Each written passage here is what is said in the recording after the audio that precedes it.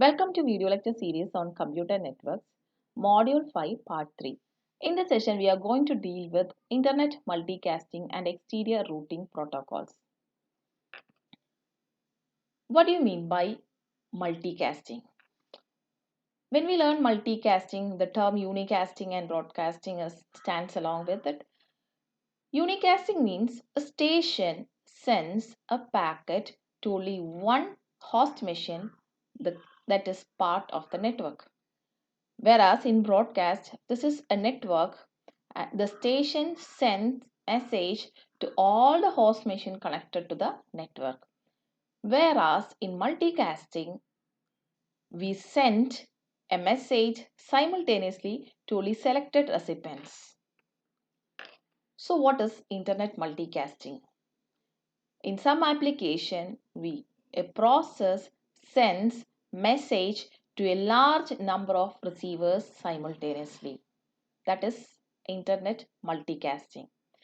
If it is the definition of broadcasting, this large number of receivers is replaced by all the receivers. So that is the difference between broadcasting and multicasting. Multicasting, we are sending to a large number of receivers simultaneously, not all the receivers connected to the network. So, example of multicasting. First example is updating a replicated and distributed database, a cloud database. It is replicated and it is distributed. So, sending a multicasting message can update the database at the same time. Then transmitting stock codes to multiple brokers. In the case of share market trade, okay, multiple brokers hold the same stock, okay, we can send a multicasting message for quoting the value of share. Third one is handling digital conference. The same we are familiar nowadays. It can be an example, can be a webinar, then a meeting, an online video conferencing meetings that are handling digital conference. So multiple receivers are there. We can implement it using a internet multicasting. So how to implement internet multicasting? We are using a class D address for implementing multicasting. So class A, B, C, D, E are very familiar for us. In class D, the first 4 bits are reserved 1, 1, 1, 0. So the rest of the bits of the first byte, that is 4 bits, plus 8 bits, 8 bits, 8 bits, together constitute around 28 bits. So in class D, we have around 28 bits that can define over 250 million groups. This group can either be a permanent address or a temporary one. For hosting a digital conference once in a year, we can assign a temporary IP address. For other cases, whereas database updation, etc., we can assign a permanent IP address for multicasting.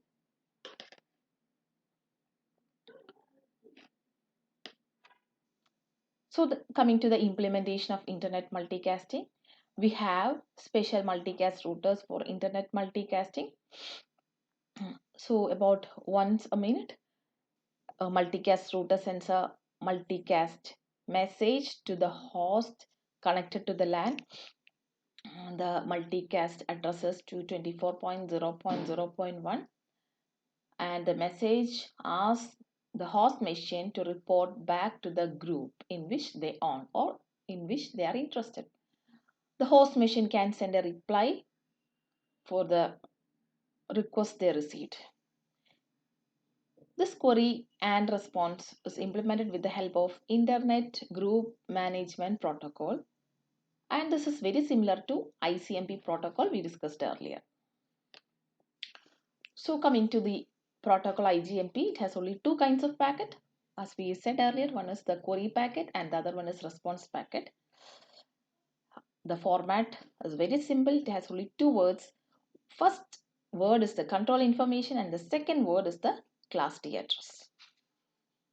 So that is the end of internet multicasting and IGMP. Now coming to internet routing.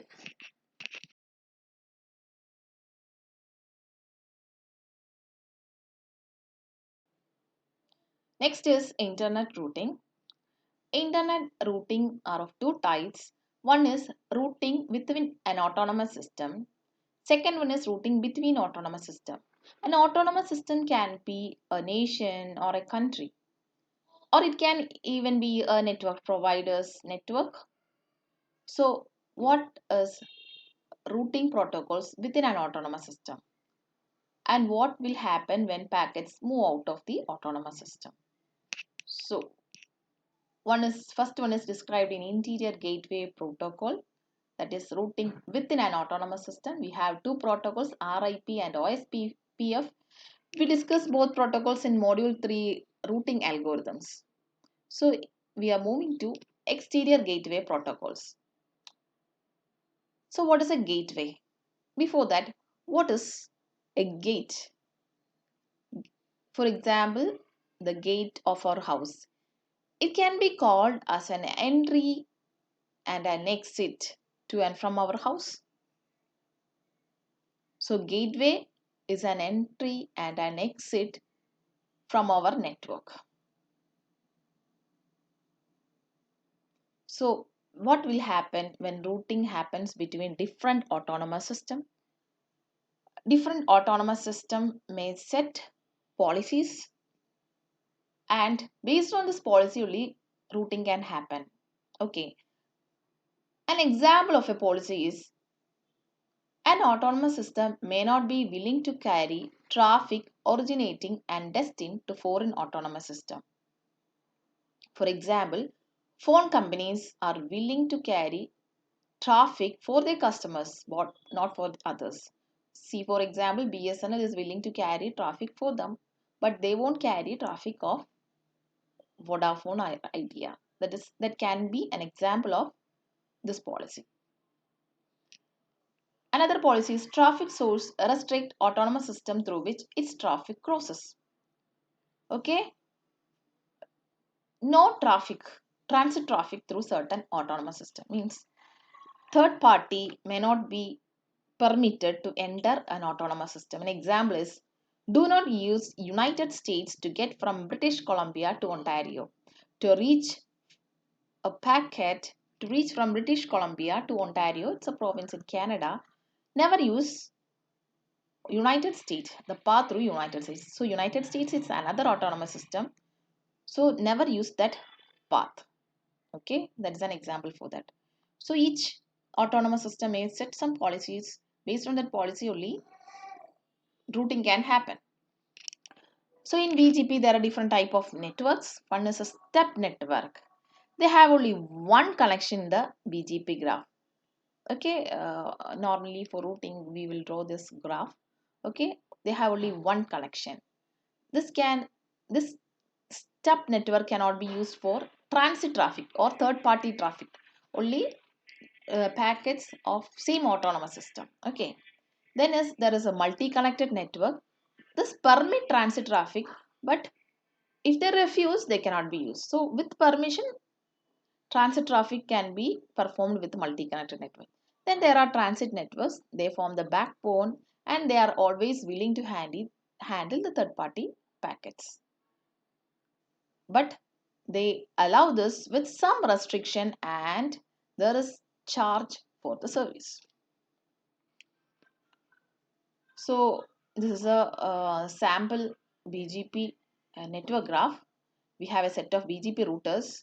Okay, if a policy, okay, if there is a policy, never use United States when we travel from British Columbia, British Columbia to Ontario. If this is British Columbia, this is Ontario. Okay, this is United States. Okay, so how this traffic happens? Okay, we have some traffic from EF. Okay, F. So F, there is a route. Okay. Mm, so all the neighbors, F will receive packets from all the neighbors. B will say it is using the route B, C, D. I says it is using the route I, F, G, C, D. E says it is using the route E, F, G, C, D.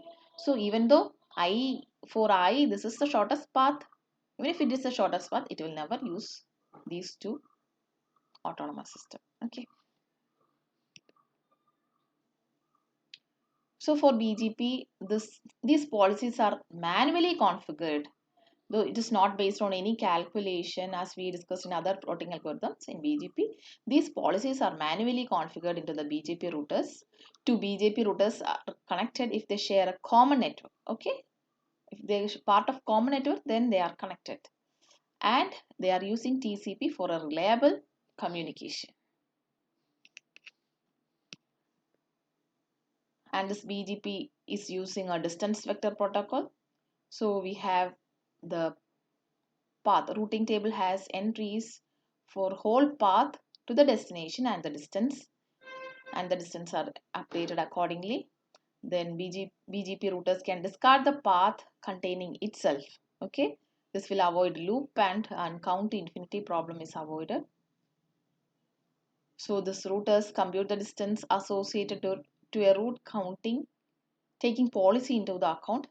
The policy is manually configured into the network, not based on algorithms. So if policy is violated, the distance is set as infinity. So that is all about BGP. Thank you for listening.